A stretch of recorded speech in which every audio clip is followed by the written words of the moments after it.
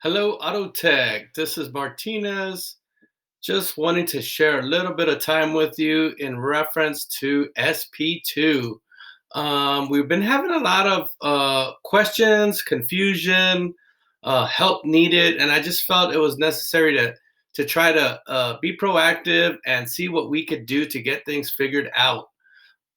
SP2 stands for Safety and Pollution Prevention. So it's a very important course. I know it's not the most exciting course, but it's definitely required. It will be a requirement for every year that you're in auto tech to be safety certified in order to work in our shop, in our lab.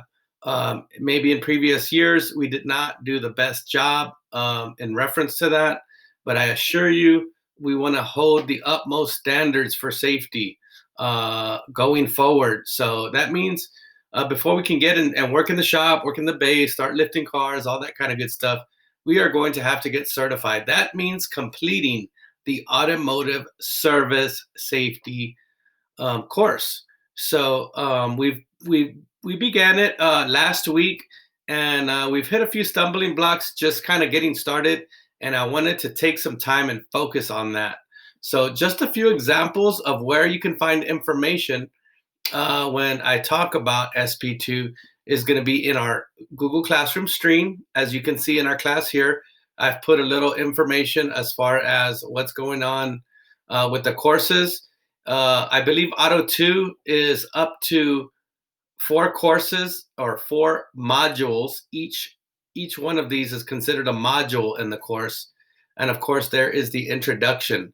So I guess what I'm finding is that uh, I would say more students than not, a large percentage of students are either just not doing the work, not even looking at the modules, and then there's another pretty good sized percentage of students that are simply not doing the work but marking it as done as if they had done the work, which definitely is not a good situation. So, anyways, you can find some info on the stream. Another place you can find information for the assignments that you are to complete is going to be in your assignment tab. So you can kind of see I have this assignment tab already open. This was Fridays, and I believe this was a Auto 1 course, but this is gonna transfer over with Auto 2 as well. Auto 2, you should be more familiar with this program. I would expect that it's almost like a review for you, but that does not mean that you are not required to do it. So just kind of keep that in mind. As you can see, my assignment view will look a little different than you. It'll tell me how many have turned it in, how many are still in assigned status. That means they have not turned it in. And then I have 7 that have actually, I returned the assignment back to them. That means they successfully completed it. A couple of things about SP2 before we move forward. One is you have to have an 80% or better. The grade has to be 80% or better in order to pass, quote unquote, pass the module. And then the final exam as well will have to be 80%. So if you got a 71, typically you might be confused by that, but again, we're holding the standards high because of safety being so important. Another piece of information that might be important is you get up to 5 tries to pass this exam with an 80% or better. If you try 5 times and are not, you will have to request a reset on the quiz.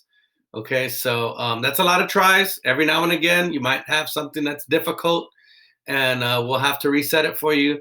But you really should be reviewing the course and taking the quiz based off of what you learned after reviewing it. This isn't a guessing game for just trying different answers to see which one will work and that kind of stuff. Now, I will say it is okay to go ahead and um, review the course while you're taking the quiz. That is acceptable.